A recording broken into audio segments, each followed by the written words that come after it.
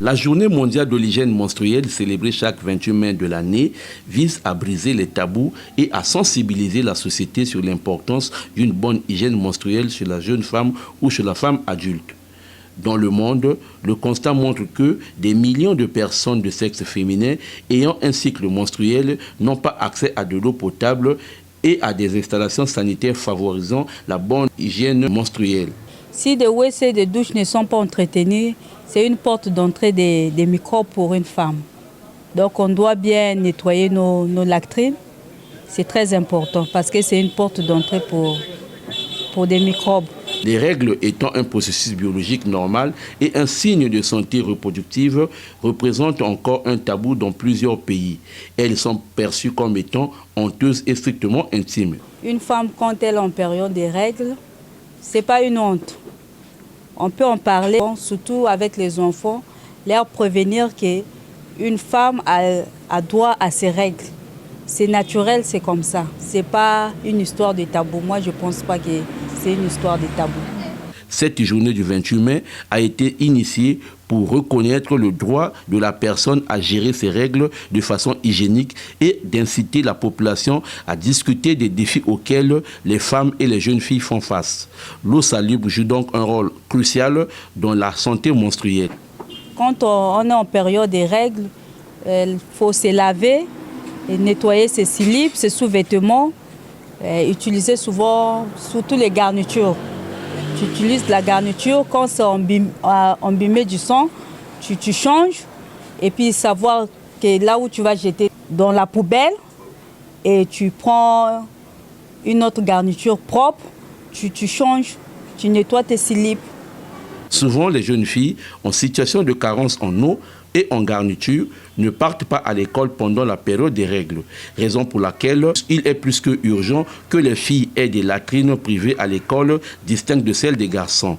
De même, le dialogue doit être permanent entre les jeunes filles et les parents afin qu'elles comprennent comment gérer leur hygiène menstruelle. Parmi la diversité des journées mondiales initiées par l'Organisation des Nations Unies, figure en bonne place celle du lait, une journée célébrée chaque 1er juin de l'année. Le lait est un aliment, principalement un aliment important. C'est d'ailleurs le premier aliment naturel que Dieu ait créé, pour lequel on n'a même pas besoin de fournir quoi que ce soit. Les vaches, on peut extraire le lait à partir de la vache. La maman produit naturellement du lait qu'elle va donner à son bébé. C'est déjà le premier aliment d'un être humain. C'est un élément nutritif, ça donne la santé à nos enfants. Son but principal est de favoriser une prise de conscience collective sur les avantages de cet or blanc qui est le lait. Que ce soit l'animal, que ce soit l'être humain, le lait est l'aliment de base. Chez un enfant, la croissance, le développement de l'enfant est étroitement lié à la consommation du lait. Dans le lait, il y a la vitamine à l'intérieur. Donc, un enfant a besoin de prendre le lait pour bien développer son organisme. Contrairement aux autres, la journée consacrée au lait est très peu connue des citoyens. Nombreuses personnes oublient que le lait est important pour bien grandir. Donc moi je pense qu'on doit rappeler à ses parents qui nous mettent au monde, qui nous élèvent à la maison, que le lait est important pour les enfants. Il y a des âges où on stoppe avec le lait, mais il y a des âges où un enfant doit toujours consommer le lait pour bien grandir. Elle est presque pas vulgarisée au niveau des médias. Cette journée est présentée de façon amusante pour faire prendre conscience aux élèves de l'importance de la consommation du lait. Il est utile pour nous, les hommes, de consommer du lait. Parce que grâce au lait, nous avons on peut obtenir des protéines, on peut obtenir des vitamines essentielles pour l'énergie, essentielles pour le développement de notre organisme. Consommer le lait, c'est une bonne chose, mais vous voyez avec les moyens ici au Congo, en majorité, les nombreuses familles n'utilisent pas trop le lait. Le matin, quand vous vous réveillez pour prendre le lait, c'est un problème. C'est le manioc que parfois, vous voyez, on vous donne 100 fois là, vous partagez. Non, moi je vais acheter les brochettes, moi je vais acheter le manioc là. Le lait, c'est bon, mais on n'utilise pas ça trop au Congo ici. Actuellement, il y a des mamans qui disent que non, moi, dans mon lait, n'avait lait. Ça, c'est pas vrai. Le lait, bon, il y a deux sortes de lait, le lait maternel et le lait artificiel. Le lait maternel, nous procure des vitamines. Le lait artificiel aussi nous procure des vitamines. Donc disons, les mamans qui disent que moi, la moulin ne veut lait, il y a mindelina. Ils n'ont rien, ça n'apporte rien. Qu'on prend le lait maternel, qu'on ne prend pas le lait maternel, qu'on prend le lait artificiel ou pas, nous sommes toujours en bonne santé. Mais chez moi, je pense que le lait, c'est bon pour la santé. Un enfant qui ne consomme pas le lait pourra avoir des retards au niveau du développement du système nerveux, des retards au niveau du développement osseux qui va entraîner des retards dans la marche, qui va entraîner le retard dans la croissance et qui va même entraîner un retentissement au niveau du comportement de l'enfant. Toutefois, le lait a connu plusieurs histoires, disant qu'il était contaminé. Et du coup, plusieurs personnes ne consommaient plus le lait pour éviter d'être à leur tour contaminés. La responsabilité des parents a toujours été de prendre soin de leurs enfants, de les protéger et d'assurer leur éducation. Pour moi, c'est une journée spéciale, parce que je suis parent également, mais j'ai aussi des parents. Mais moi-même, je suis maintenant parent. J'ai une grande responsabilité, je gère des enfants, donc en tant que parent, j'ai une lourde charge parce qu'il me faut sauvegarder la vie de ces enfants-là, du début de leur naissance jusqu'à leur maturité. La présence des parents, je dis bien du père, de la mère, joue un rôle clé dans l'éducation, dans l'avenir d'un enfant. Ça le rend socialement stable et ça le permet par la suite de participer à aider les autres, à soutenir les autres. Un enfant qui grandit sans affection de son père, sans affection de sa mère, ne connaîtra pas, il grandit dans l'apathie. Il grandit sans avoir le souci que son voisin est là. Lui vit que pour lui, comme un bon animal. Et la nature, Dieu a voulu que ce soit ainsi, que nous puissions venir au monde dans un milieu où il y a papa et maman et que les parents soient là pour accompagner leurs enfants tout le long de leur vie jusqu'à l'âge adulte afin de les laisser s'épanouir. Dans une famille, le climat de bonheur, d'amour et de compréhension doit régner afin de permettre aux enfants de mieux grandir et de faire face à leur futur. Ce sont nos tuteurs, ce sont les personnes qui nous mettent au monde. Ce sont ces personnes-là qui ont ce devoir de nous conduire, de nous élever, de nous éduquer. C'est vrai que l'école aussi éduque, mais les parents ont un rôle important dans notre éducation. Les parents sont très importants parce qu'ils prennent soin de moi, ils s'occupent de mes frais scolaires et ils font tout pour moi. Les parents représentent tout pour moi. Pour moi, les parents sont comme des dieux. Comme parents, nous ne pouvons pas être enfin. Le parent est là pour soutenir ses enfants.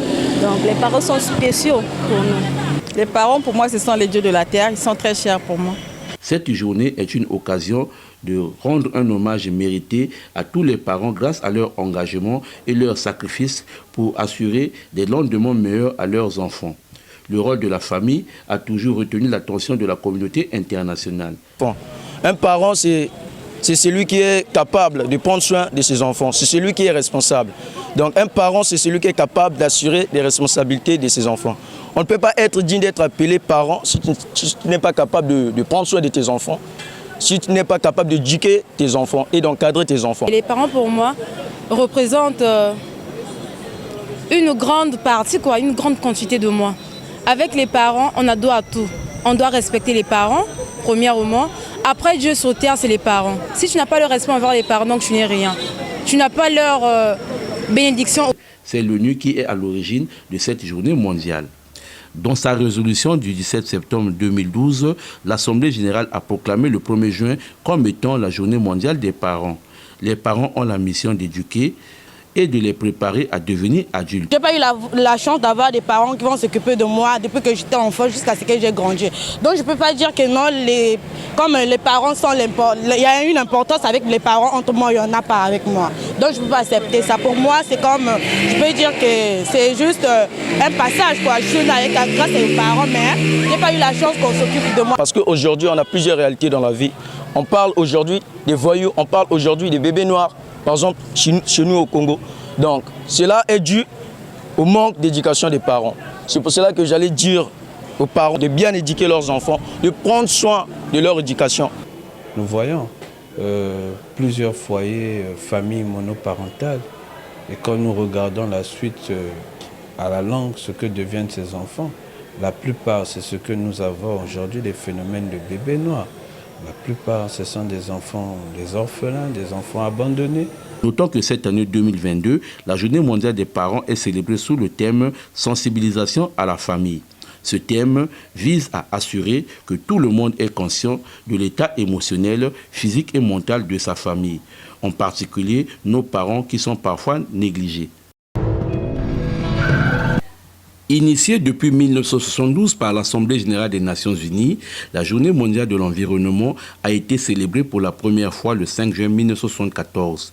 Le thème de cette année est « Une seule terre ». Il s'agit donc de réfléchir sur les possibilités de passer à un mode de vie plus écologique par le biais des politiques et choix individuels.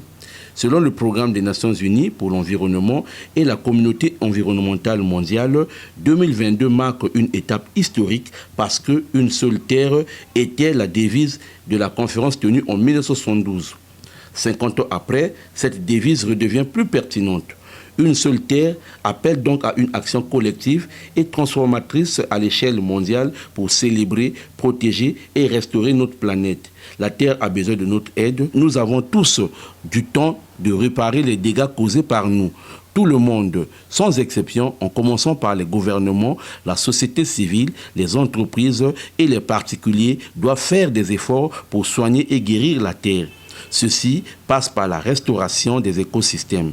Cette solution permettra sans doute de ralentir le changement climatique, de ramener la biodiversité perdue et de créer des terres productives pour l'agriculture. À noter que la décennie des Nations Unies pour la restauration des écosystèmes 2021-2030 est un signal fort au rassemblement pour la protection et la renaissance des écosystèmes à travers le monde. Objectif visé, c'est de mettre un point final à la dégradation des écosystèmes et à les restaurer afin d'atteindre des objectifs mondiaux.